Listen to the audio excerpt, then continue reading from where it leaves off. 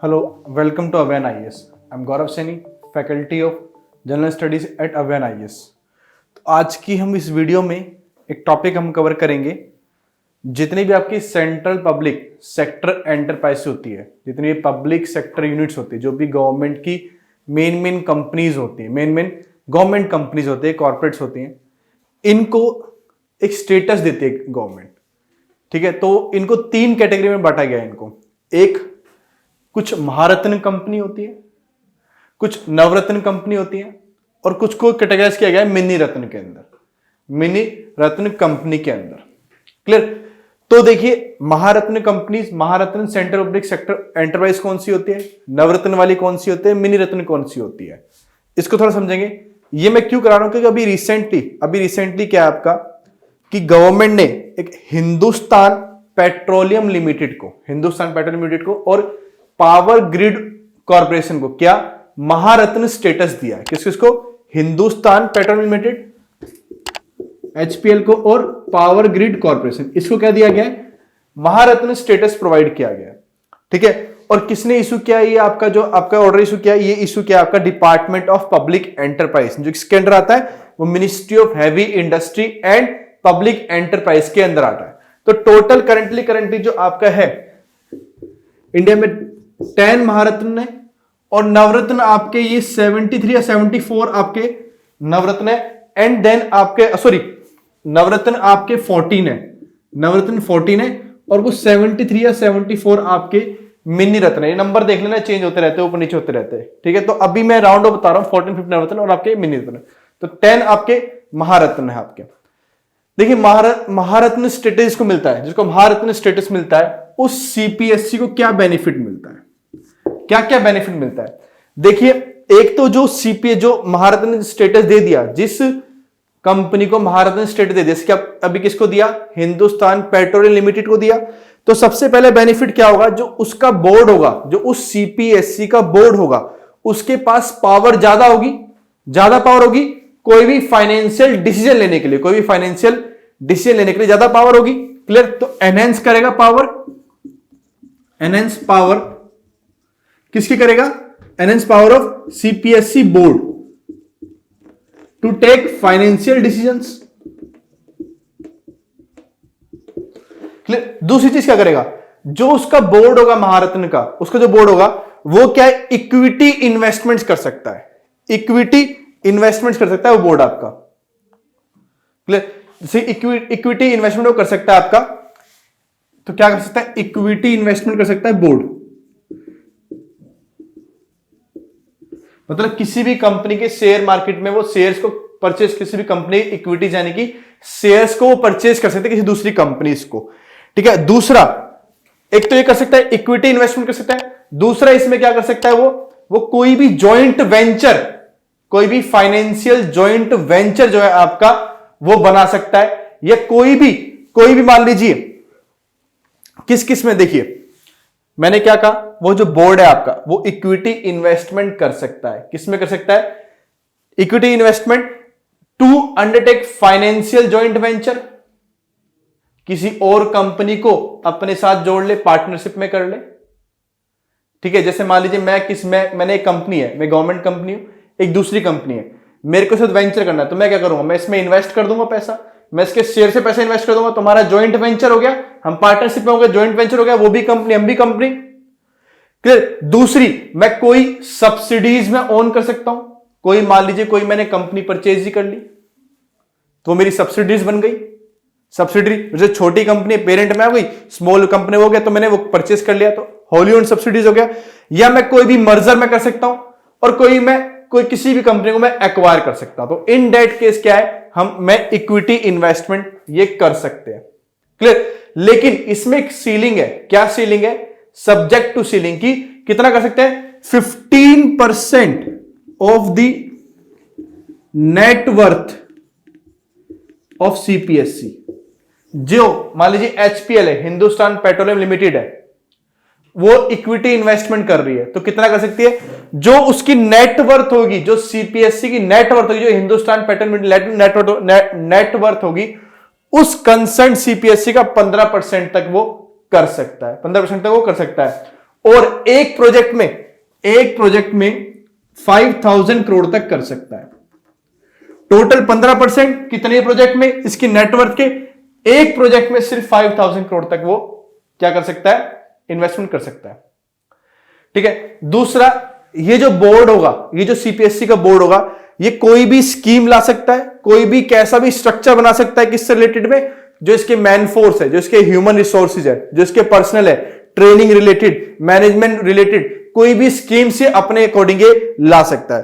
और दूसरा, ये कंपनी किसी भी दूसरे टेक्नोलॉजी वेंचर के साथ ज्वाइंट वेंचर कर सकती है। मान लीजिए कोई कंपनी है जो टेक्नोलॉजी अच्छी है उसकी, तो मैंने उससे ज्वाइंट वेंचर कर दिया, तो टेक्नोलॉजी ज्वाइंट वेंचर हमने कर लिया। और या कोई भी और स्ट्रेटेजिक अलायंस ये वो कर सकते, कंपनी से कर सकते। क्लियर। अब देखिए, आप किसी कोई महारत्न कंपनी बनाने जा रहे हैं तो उसे कोई क्राइटेरिया होगा कि कब आप किसी को महारत्न कंपनी आप बोल सकते हैं, आप उसको कैटेगराइज कर सकते हैं एज अ महारत्न। तो देखिए, आप तो क्राइटेरिया क्या है आपका कि अगर किसी को महारत्न स्टेटस आपको अकॉर्ड करना है, महारत्न स्टेटस आपको अकॉर्ड करना है, तो क्या करना पड़ेगा आपको, सबसे पहला क्या क्राइटेरिया होना चाहिए कि that company should be Navratna status. उस कंपनी के पास क्या होना चाहिए, नवरत्न स्टेटस होना चाहिए, नवरत्न स्टेटस होना चाहिए, पहली बात। तो सेकंड क्या होना चाहिए, जो कंपनी है वो, ये कंपनी जो है वो कंपनी लिस्टेड होनी चाहिए किस पे,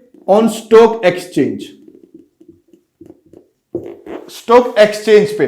और जब वो स्टॉक एक्सचेंज पे लिस्टेड है तो इसका मतलब कितने परसेंट उसके शेयर स्टॉक एक्सचेंज में बिकने चाहिए, कितना स्टॉक एक्सचेंज पे लिस्ट होने चाहिए, वो मिनिमम क्राइटेरिया जो सेबी ने दिया हुआ है वो फुलफिल होना चाहिए। जैसे सेबी ने दिया हुआ है कि कोई भी अगर कंपनी स्टॉक एक्सचेंज पे लिस्टेड है तो एटलीस्ट उसके 25% जो शेयर्स है वो शेयर मार्केट में स्टॉक एक्सचेंज पे बाय एंड सेल होने चाहिए। Company can hold up to 75% of shares with them, बाकी 25% होने ही चाहिए आपके।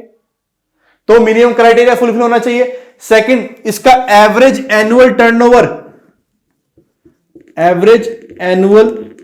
कितना होना चाहिए, ये होना चाहिए आपका 25,000 crore during last 3 years, during last 3 years, last 3 years तक। दूसरा, इसका एनुअल नेटवर्थ, एनुअल नेटवर्थ कितना होना चाहिए, 50,000 करोड़, वो भी लास्ट 3 इयर्स में, लास्ट 3 इयर्स। देन इसके बाद इसका एवरेज एनुअल नेट प्रॉफिट कितना होना चाहिए, वो आफ्टर टैक्स देने के बाद after average annual net profit after deducting tax, ये कितना होना चाहिए, कम से कम ₹5,000 करोड़ होना चाहिए during last 3 years, last 3 years का बेटा। और उसका सिग्निफिकेंट ग्लोबल प्रेजेंस और इंटरनेशनल ऑपरेशंस उसके होने चाहिए, ग्लोबली उसका प्रेजेंस आपका होना चाहिए। तो ये हो गया आपका महारत्न का, ये हो गया जिसको महारत्न स्टेटस हम प्रोवाइड करेंगे।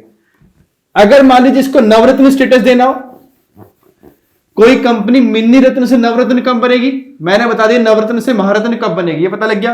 कोई कंपनी मिन्नी रत्न से नवरत्न कब बनेगी, देखिएगा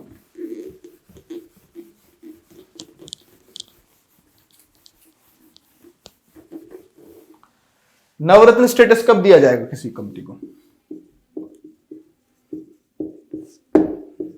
पहला क्या आपका, वो मिन्नी रत्न होनी चाहिए company, that should be Minni रत्न, और शेड्यूल 1 यानी कि मिन्नी रत्न 1 होना चाहिए आपका, मिन्नी रत्न 1 होना चाहिए, और शेड्यूल ए में होना चाहिए। शेड्यूल ए किसके, सीपीएससी के शेड्यूल ए में होना चाहिए, सेंटर पब्लिक सेंटर एंटरप्राइज के शेड्यूल ए में होना चाहिए। और इसको क्या, एक्सीलेंट और वेरी गुड रेटिंग मिलनी होनी चाहिए। इस कंपनी को क्या मिलनी चाहिए, एक्सीलेंट और वेरी गुड रेटिंग। किससे मिलेगी, किससे मिलेगी, ये मिलनी चाहिए किसमें, अंडर मेमोरेंडम हो, किसके अंदर, excellent or very good rating under memorandum of understanding.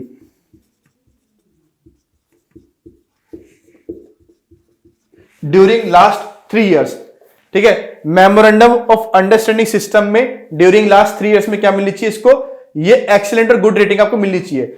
दूसरा इसका जो कंपोजिट स्कोर होना चाहिए, इस कंपनी का कंपोजिट स्कोर